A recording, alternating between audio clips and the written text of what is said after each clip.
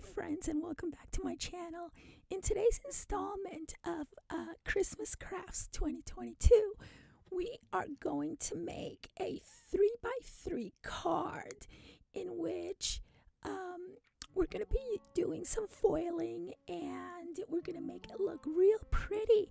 And if you don't have tad dies, you can always use a 3x3 card and attach it to your Christmas gift. Enjoy the video.